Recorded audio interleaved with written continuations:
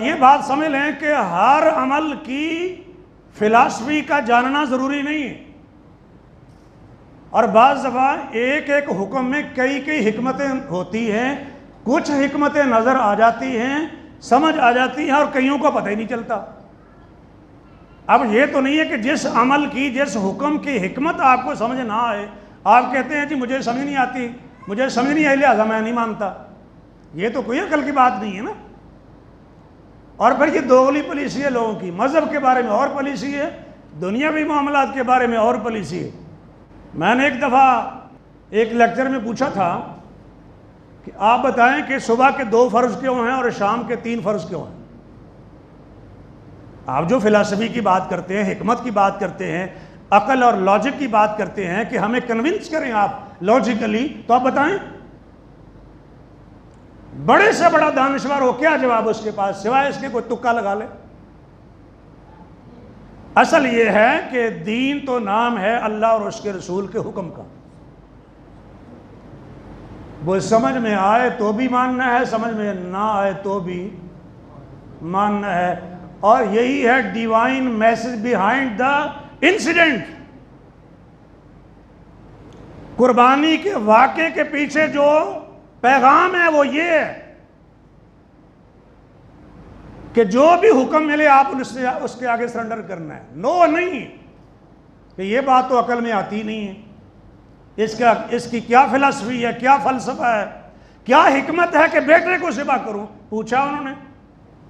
नहीं पूछा ना भाई। सवाल तो बनता है ना। दुनिया में कभी ऐसा हुआ नहीं, इस तरह का हुक्म कभी आया नहीं, और ये हुक्म के बेटे को ज़िबा करो, और वो हुक्म भी ख्वाब में। ये किस लिए है? जो बंदा होता है वो ये नहीं पूछता किस लिए, क्यों। इसलिए कि वो जानता है वमा खलक़तुल जिन्न वल इंसा इल्ला लियअबुदून। हाँ, जो शैतान होता है, जो इब्लीस होता है, वो ये कहता है क्यों। यही कहा था ना कि मैं इसके आगे क्यों झुकूं, आदम को सजदा क्यों करूं, अना खैरुम मिन्हु, मैं इससे बेहतर हूं, क्यों, किस लिए। लेकिन जो मोमिन है वो क्यों और किस लिए नहीं कहता। वो मोमिन समझता है अल्लाह और उसके रसूल का हुक्म है, आमन्ना व सद्दकना, सरे तस्लीम खम है। ये है डिवाइन मैसेज, ये है फिलॉसफी बिहाइंड द इंसिडेंट। और यही है ना, फलम्मा अस्लमा, बाप भी झुक गया, बेटा भी झुक गया। बेटे ने भी मान लिया, बाप ने भी मान लिया, कोई इनकार नहीं है। अब ये बात समझ लें, अगर आप कहते हैं कि कुर्बानियां ना करें और इस तरह के काम ना करें, और इसके पीछे जो डिवाइन मैसेज है, जो फिलॉसफी बिहाइंड द इंसिडेंट है, उस पर गौर करें, तो वो क्या है। वो ये है कि अल्लाह का जो भी हुक्म मिले उसको मान लो। तो अल्लाह का हुक्म मिल गया, फसल्लि लिरब्बिका वन्हर, अपने रब के लिए नमाज पढ़ो और कुर्बानी करो। रब का हुक्म मिल गया। कुर्बानी का फलसफा भी यही है और डिवाइन मैसेज भी यही है कि जो हुक्म दिया जाए मानो। अब अल्लाह कहते हैं कुर्बानी करो, वो आप करते नहीं है। कहते हैं अगर आप जानवर की जिंदगी बचा सकते हैं यौमुन नहर को तो बचा ले। तो किधर है वो डिवाइन मैसेज, किधर है वो फिलॉसफी बिहाइंड द इंसिडेंट, किधर है वो। ये चक्कर देते हैं और इनको तकलीफ है सिर्फ कुर्बानी से। और ये जो सैकड़ों नहीं हजारों गाड़ियां ईद के बाद फंसी हुई थी, अरबों रुपया पाकिस्तानियों ने खर्च किया है ईद के बाद 3 दिनों के अंदर।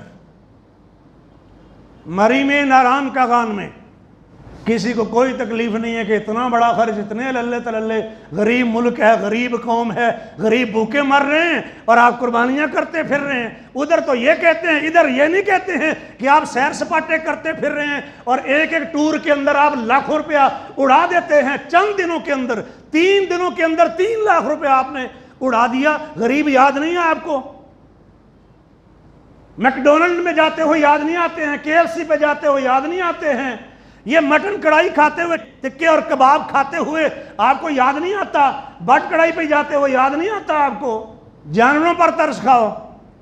ये जो आपके यहाँ स्लॉटर हाउस है, यहां पर भिंडी तोरी ज़िबा होती है जी, या करेलों की खाल उतारी जाती है स्लाटर हाउस में, मज़बा जिसको कहते हैं, ज़िबा खाना क्या होता है वहां पर। ये पोल्ट्री फार्म जो है जी, वहां पर कद्दू उगाए जाते हैं। और मैं ये भी अर्ज करूं, मान लिया कि 1 साल के लिए कुर्बानी नहीं हुई, क्योंकि जानवरों पर बड़ा जुल्म होता है कुर्बानी के जरिए से।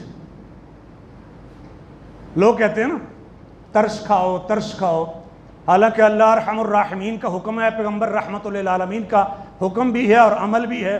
वो तो कुर्बानियां करते हैं एक एक दिन में 100-100 ऊँटों की, और फिर गोश्त खाते भी हैं और खिलाते भी हैं, तकसीम की ड्यूटी भी लगाते हैं।